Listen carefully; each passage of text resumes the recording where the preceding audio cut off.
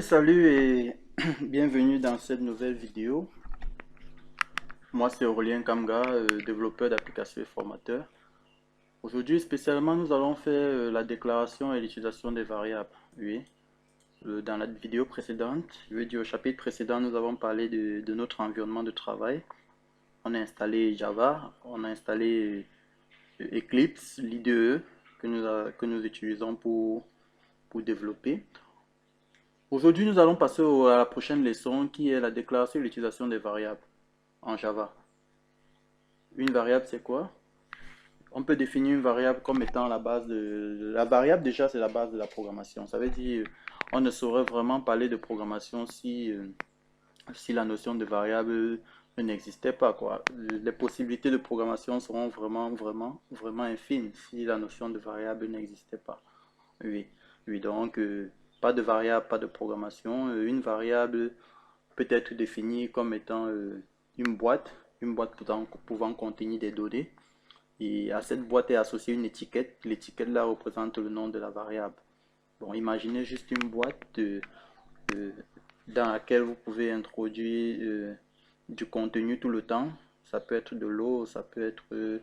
vous pouvez introduire, retirer, remettre.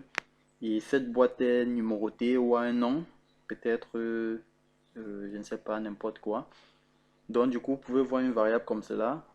De façon informatique, une variable, lorsque vous déclarez ou vous créez une variable, automatiquement, ça crée un emplacement en mémoire, oui, pour pouvoir, pour attendre les données de cette variable-là, quoi. Oui, c'est un peu ça. Une variable possède un nom, un type et une valeur. Donc, une variable a un nom, une variable a un type de données et une valeur. Oui. Et en Java, la déclaration d'une variable est très simple. Je vais vous montrer comment ça fonctionne. On va d'abord commencer par créer un projet. Dans ce cas, vous allez aller sur File, New, allez choisir Java Project. Oui, donc on va aller sur Project, Java Project. Oui. Next. Appelons notre projet test ou déclaration, si vous voulez. Déclaration. Finish. Là, on a créé notre projet.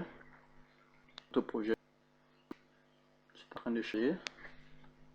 Non, on va dire don't create. On n'a pas besoin de ceci. Je vous expliquerai cela plus tard. Oui, on n'a pas besoin aussi d'open perspective pour l'instant. Donc, no. Notre projet est créé là. C'est là. On va dérouler pour voir la structure de notre projet. Ce que vous devez savoir, c'est qu'un projet Java, ça c'est la structure élémentaire d'un projet Java. Ici, c'est le JRE, System Library, donc ça contient un ensemble de librairies, de classes qui vont faciliter, qui vont nous permettre de développer facilement. Ici, c'est le dossier source. C'est dans ce dossier qu'on va passer le maximum de notre temps, quoi. C'est à l'intérieur qu'il y aura tous nos codes sources et autres. Un peu comme on a fait dans le fameux Hello World au chapitre précédent. Bon, ce qu'on va faire, on va créer déjà une classe. Vous savez comment ça se passe. Clic droit, New Class. On va donner le nom de notre classe. Par convention, il faut commencer par une lettre majuscule. Appelons ça test. J'ai activé le public static void main, oui, pour que notre application s'exécute.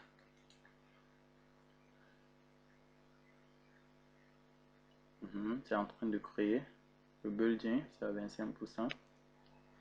En fonction de la rapidité des machines, ça peut aller un peu plus vite, oui. Le fait d'avoir coché le public static void main, ça nous permet de créer automatiquement cette méthode.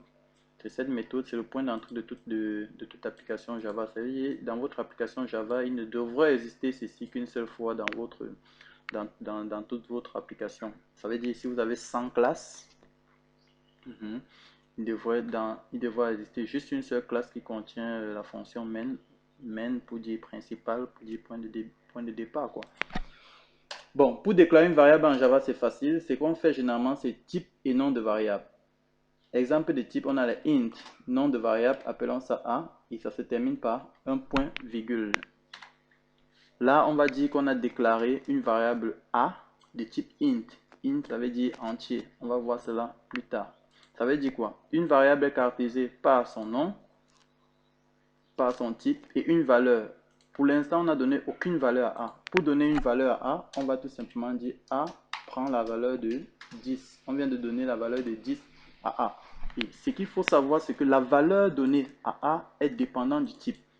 Ça veut dire, on a dit A était un entier. On ne peut pas se trouver à donner à A la valeur de manger par exemple. Ça n'aura pas de sens puisqu'on a dit A est un entier. Ça y est, manger n'est pas un entier. Manger est plutôt une chaîne de caractères.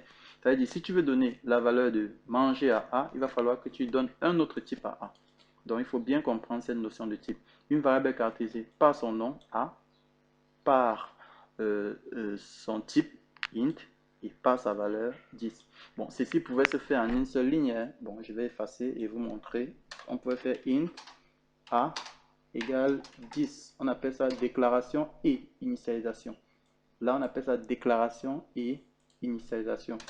Donc, on va commenter en disant déclaration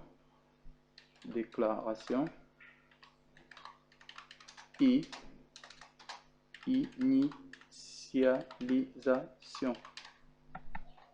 Maintenant, on pouvait juste déclarer notre variable sans toutefois l'initialiser. Ce n'est pas une obligation. On pouvait juste déclarer déclaration.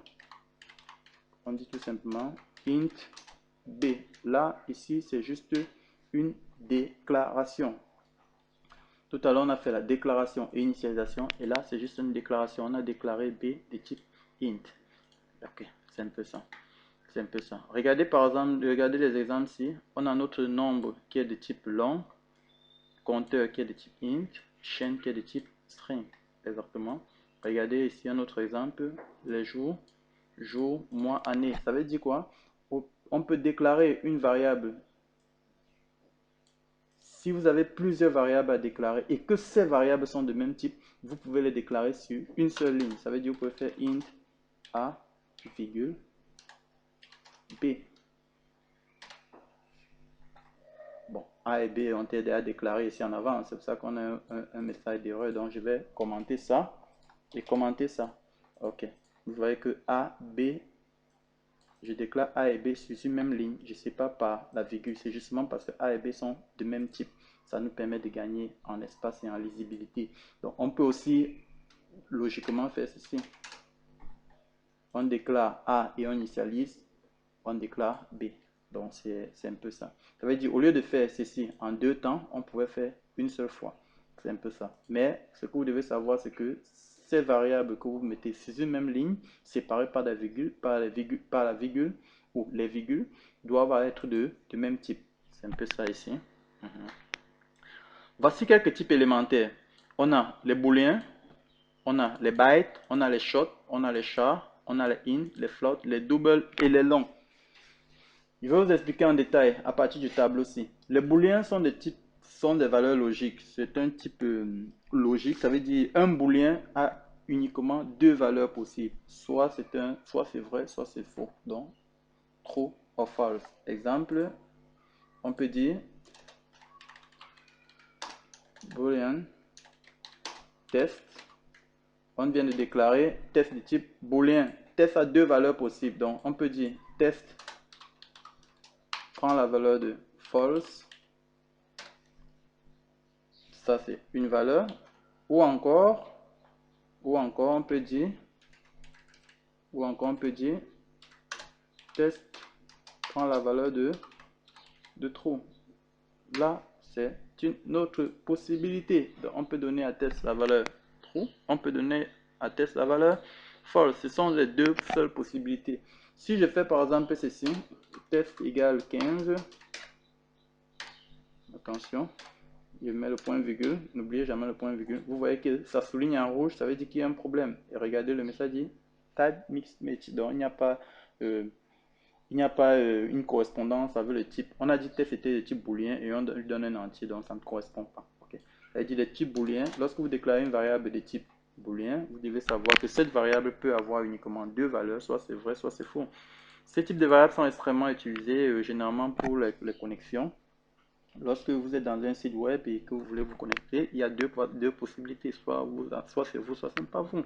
Soit vous entrez les bons identifiants, soit vous n'entrez pas les bons identifiants.